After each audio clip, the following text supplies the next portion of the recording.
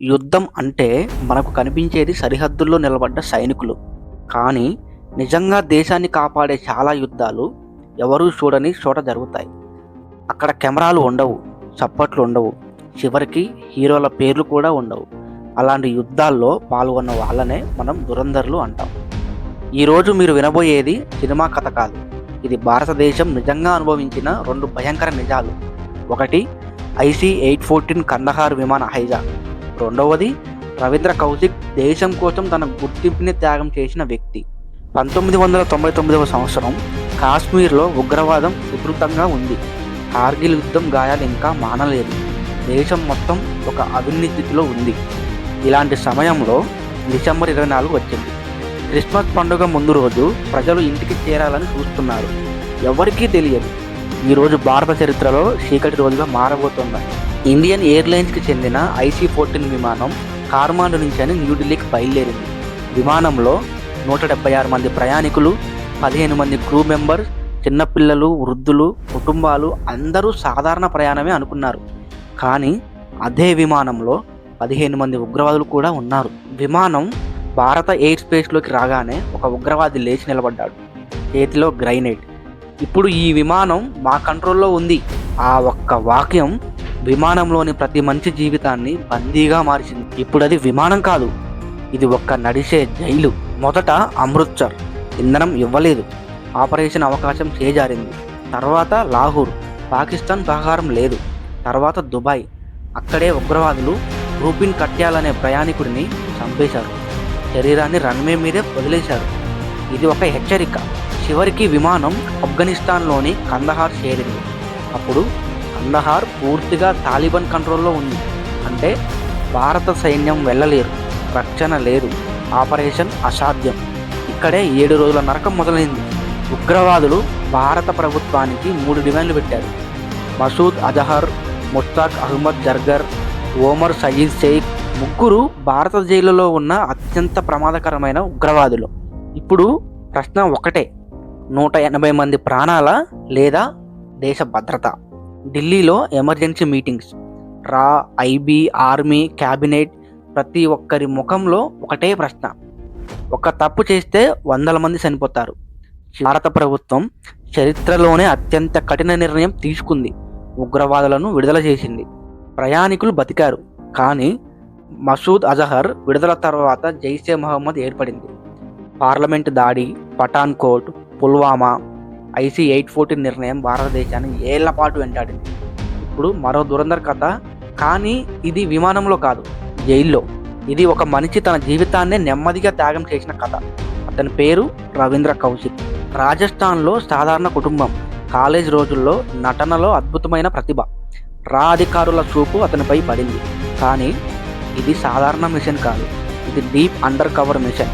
రవీంద్ర తన పేరు వదిలాడు, తన మతం వదిలాడు, తన కుటుంబం కూడా వదిలాడు. కొత్త పేరు నబీ అహ్మద్ షకీర్. పాకిస్తాన్లో పౌరుడిగా జీవితం మొదలైంది. తన తల్లికి కూడా తాను ఎక్కడున్నాడో తెలియదు. యూనివర్సిటీ, ఉద్యోగం, ప్రభుత్వ వ్యవస్థల్లోకి ప్రవేశించి చివరకు పాకిస్తాన్ ఆర్మీకి సలహాదారు స్థాయికి ఎదిగాడు. అక్కడి నుంచి భారతదేశానికి అత్యంత కీలక సమాచారం పంపించేవాడు. ఒక్క తప్పు చేస్తే మరణమే. కానీ అతను ఏళ్ల పాటు నిలబడ్డాడు. ఒక రా ఏజెంట్ పట్టుబడ్డాడు. రవీంద్ర పేరు బయటపడింది. 1983లో అతన్ని అరెస్ట్ చేశారు. 16 సంవత్సరాలు టార్చర్, ఒంటరి సెల్లో పెట్టి రోగాలు, అనేక ఇబ్బందులు పడుతూ అలాగే ఉన్నాడు. భారతదేశం అతన్ని అధికారికంగా ఒప్పుకోలేకపోయింది. అతను ఒక నిశ్శబ్ద త్యాగం. 2001లో రవీంద్ర కౌశిక్ పాకిస్తాన్ జైల్లోనే మరణించాడు. అతని చివరి లేఖలో ఒక్క వాక్యం, నన్ను మర్చిపోకండి. దురంధర్ అంటే కత్తి పట్టిన యోధుడు కాదు, వారం మూసేవాడు. కొన్నిసార్లు దేశాన్ని కాపాడాలంటే పేరునే త్యాగం చేయాలి. కొన్నిసార్లు సరైన నిర్ణయం తప్పుగా కనిపిస్తుంది, కానీ ఆ భారం మోసే వాళ్ళే దేశాన్ని నిలబెడతారు. దురంధర్ అనేది ఒక కథ కాదు, మనపై ఉన్న బాధ్యతను గుర్తు చేసే ఒక అర్థం. చరిత్ర పుస్తకాలు యుద్ధాల తేదీలు మాత్రమే చెప్తాయి. కానీ ఆ తేదీల మధ్య ఎన్ని నిద్రలేని రాత్రులు ఉన్నాయో, ఎన్ని నిశ్శబ్ద కన్నీళ్లు ఉన్నాయో ఎవరూ రాయరు. IC-814 తర్వాత ప్రయాణికులు ఇంటికి చేరారు. కానీ ఆ నిర్ణయం తీసుకున్న అధికారుల మనసులో ఎప్పటికీ ఇంటికి చేరలేదు.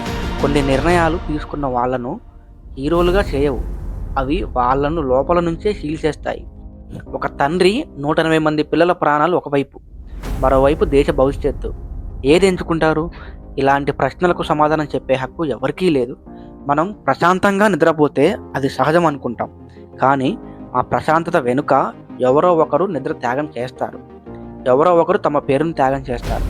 రవీంద్ర కౌశిక్ తన పేరు వదిలాడు, తన మతం వదిలాడు, తన తల్లి పిలుపు కూడా వదిలాడు, కానీ దేశాన్ని వదలలేదు.